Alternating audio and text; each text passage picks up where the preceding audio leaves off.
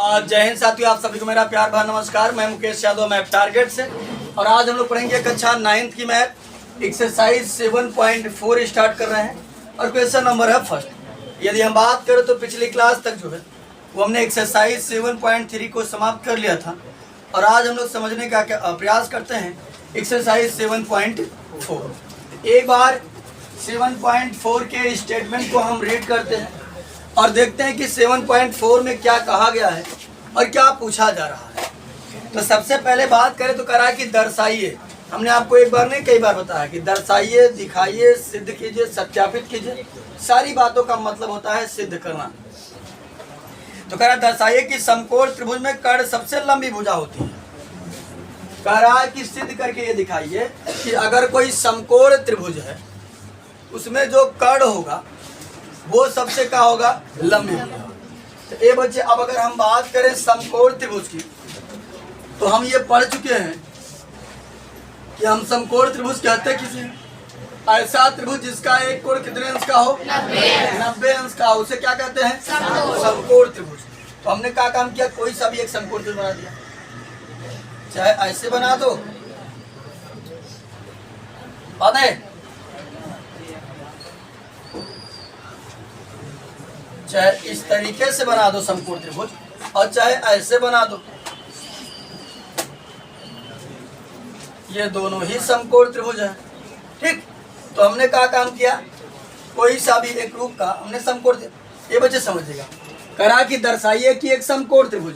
तो समकोण त्रिभुज हम जानते हैं कि ऐसा त्रिभुज जिसका एक कोण कितने अंश का हो, 90 अंश का। इसका एक कोण 90 अंश का होता है, ऐसे त्रिभुज को हम समकोण त्रिभुज कहते हैं।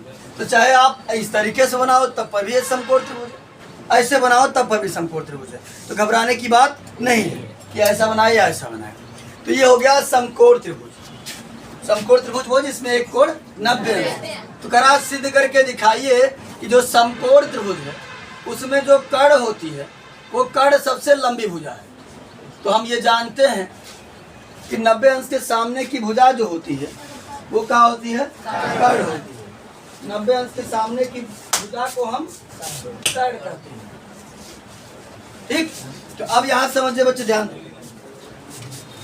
तो कुल मिलाकर हमने वो मेरा कित बनाई है, इसको इसे मिटा देते हैं, समझ ध्यान से। यानी कुल मिलाकर हमें ये सिद्ध करना है कि ये जो AC है ये AB से और BC से दोनों से ही बड़ा है। ये जो AC है कुल मिलाकर AB और BC दोनों से क्या है, बड़ा है। ये हमको सिद्ध करना है। तो चलिए समझिएगा ध्यान से बच्चे। अब अगर बात करें तो हमने लिखा है सबसे पहले हल में 3 हेडिंग बनती है, दिया है, सिद्ध करना है, उपपत्ति। तो यदि बात करें दिया है तो दिया तो है लेकिन साफ शब्दों में नहीं दिया है, शब्द के रूप में दिया है। कराना कि ABC, हमने इसका नाम दे दिया ABC, दे दिया हमने डायरेक्ट कि ABC एक समकोण त्रिभुज है। ध्यान से पढ़ो। अगर क्वेश्चन में हम बात करें तो कह रहा है दर्शाइए कि समकोण त्रिभुज में, कौन से त्रिभुज में, तो हमको समकोण त्रिभुज दे रहा है। वही तो हमने लिखा है कि ABC एक समकोण त्रिभुज है। हमने इसका नाम दे दिया था, ABC एक समकोण त्रिभुज है जिसका कोण, यहाँ पर हमने क्या लिखा है, B, यहाँ पर 90 अंश का है, जानते नहीं, यहाँ पर 90 अंश का परपेंडिकुलर है। तो हमने कहा जिसका कोण भी क्या है, समकोण है। सिद्ध करना है कि कर्ण, अब अगर हम अपने आकृति में कर्ण की बात करें तो कौन काम कर रहा है, AC। तो हमने लिखा कि कर्ण अर्थात AC सबसे बड़ी भुजा है। ये हमको क्या करना है, सिद्ध करना है। तो समझिएगा बच्चे, ध्यान से, घबराइएगा मत। अब अगर हम बात करें, देखो हम जानते हैं कि त्रिभुज के तीनों अंतःकोणों का योग कितना होता है, 180 अंश। तो यहाँ समझो बच्चे ध्यान से। यानी यदि मैं एंगल AB, एंगल AB और C तीनों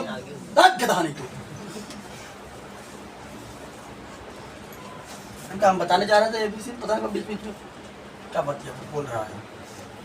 एंगल AB और एंगल C, यदि मैं तीनों को जोड़ दूं तो कितना हो जाएगा, 180 अंश हो जाएगा। तो समझिएगा ध्यान से बच्चे, angle A plus angle B plus angle C बराबर 180 अंश। रीजन क्या देंगे बच्चे हम?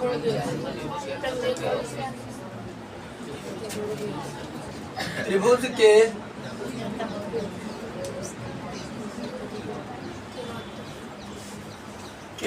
अंतः कोणों के योग से, अंतः कोणों के योग से। अब यहां समझो बच्चे ध्यान से, यदि हम बात करें तो हमें खुद कहा गया है कि जो b है वो कितने अंश का है? 90 अंश। तो मैं b की जगह कितना लिख दूंगा? 90। तो समझो ध्यान से, एंगल ए को इसे रहने दिया, b की जगह हमने 90 लिख दिया, प्लस एंगल c था तो एंगल c रहा, बराबर 180 था तो 180। ये बच्चे ये हो जाएगा हमारा angle A plus angle C, ये प्लस है, पक्षांतर कर देते, उधर जाएगा तो 180 minus 90, angle A plus angle C बराबर कितना आ गया? 90। आप ध्यान से समझो बच्चे, ध्यान से, ये ए और बी दोनों कितने कितने हैं हमको नहीं पता है, लेकिन एक बात पता है कि इन दोनों को यदि मैं जोड़ दूंगा तो ये दोनों पक्का पक्का ही तो है 90 अंश। ये तो पक्का पता, लेकिन ये नहीं पता है कि ए कितने अंश का है और सी कितने अंश का है। ये कंफर्म है का? लेकिन समझिएगा बच्चे ध्यान से, फॉर एग्जाम्पल अगर मैं मान लूँ, बात ना करेंगे, फॉर एग्जाम्पल अगर मैं लेट कर लूँ कि जो हमारा एंगल ए है वो 1 अंश का है, तो सी का अंश का होगा।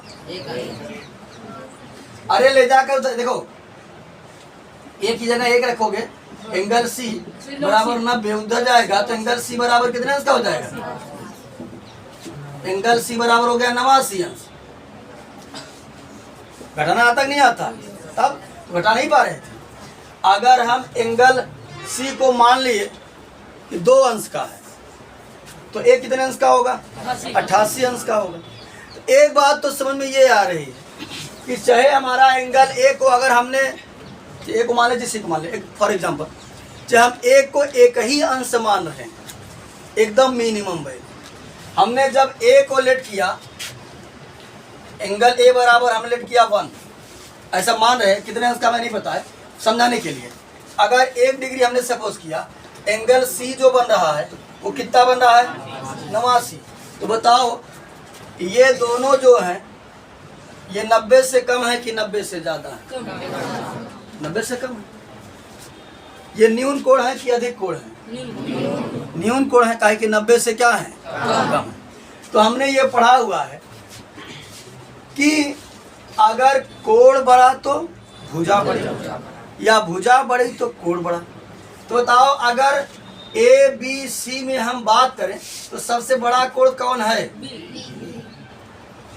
अगर बी सबसे बड़ा कोण है, उसके सामने की भुजा भी तो सबसे बड़ी होगी, है ना?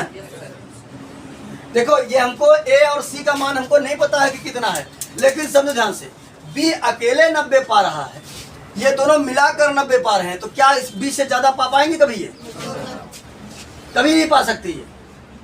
क्या? क्योंकि अगर इसका 1 रुपया भी होगा, इसका 89 रुपया होगा, यानी अगर इनका 1 अंश भी होगा तो इनका 89 अंश, दोनों ही तब पर भी 90 से क्या है?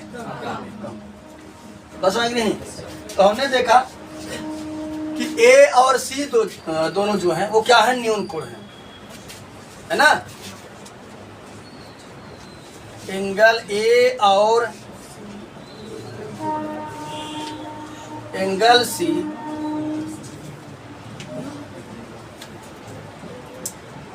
न्यून कोण है।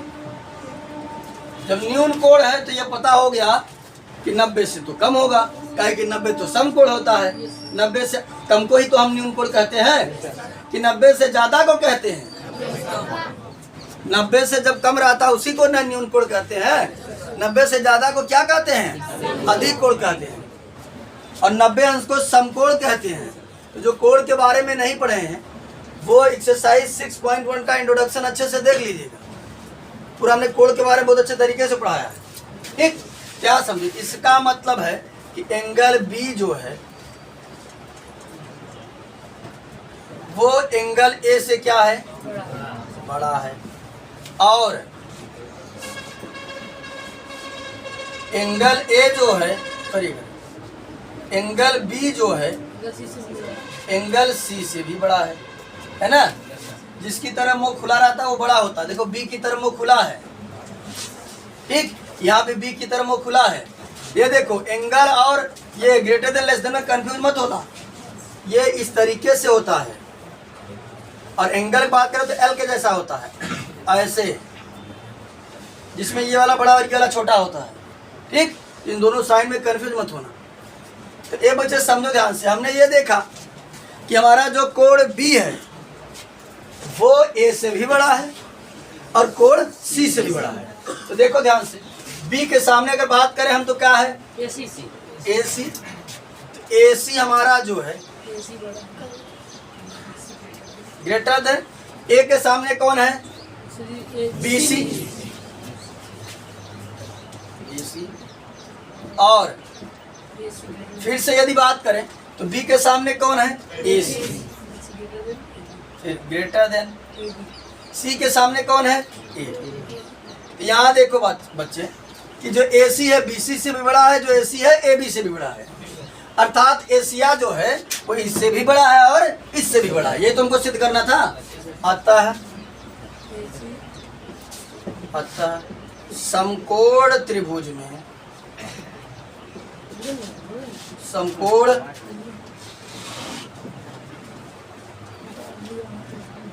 त्रिभुज में कर्ण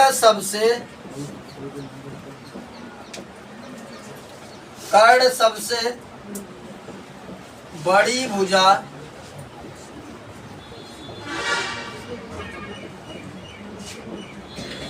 होती है। ठीक, क्या समझो? हमें यही सिद्ध करना था कि सिद्ध करिए कि जो समकोण त्रिभुज होता है उस समकोण त्रिभुज में जो कर्ण होता है वो सबसे क्या होता है? बड़ी भुजा।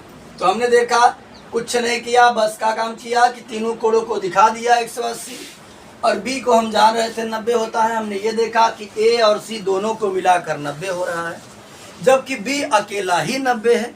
इसका मतलब है बी जो है वो एंगल ए और एंगल सी दोनों से ही बड़ा है। जब दोनों से बड़ा है तो स्वाभाविक सी बात है कि जो बी के सामने भुजा है वो भी दोनों से क्या होगी? हमने दिखा दिया कि जो बी के सामने भुजा क्या है? ए सी। ए सी जो है हमारा बी सी से भी बड़ा है, बी सी से भी बड़ा है और ए बी सी।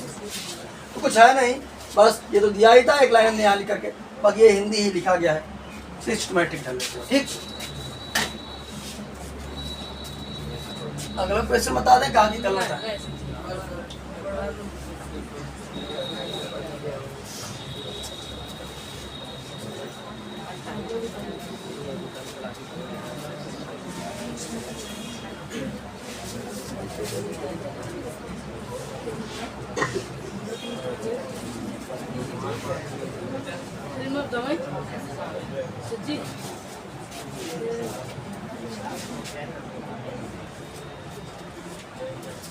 तो आज की क्लास में हमने जो है एक्सरसाइज 7.4 का क्वेश्चन नंबर फर्स्ट और सेकंड कंप्लीट कर लिया हम लोगों ने। क्वेश्चन नंबर फर्स्ट कंप्लीट कर, सेकंड बताने जा रहे थे ना, इसलिए जुबान से निकल गया। क्वेश्चन नंबर फर्स्ट को हमने कंप्लीट कर लिया है और बाकी जो बचे हुए क्वेश्चन है उसे नेक्स्ट क्लास में कंप्लीट करने का प्रयास करेंगे। तो इस वीडियो में इतना ही, बाकी मिलता है नेक्स्ट वीडियो में। तब तक के लिए जय हिंद।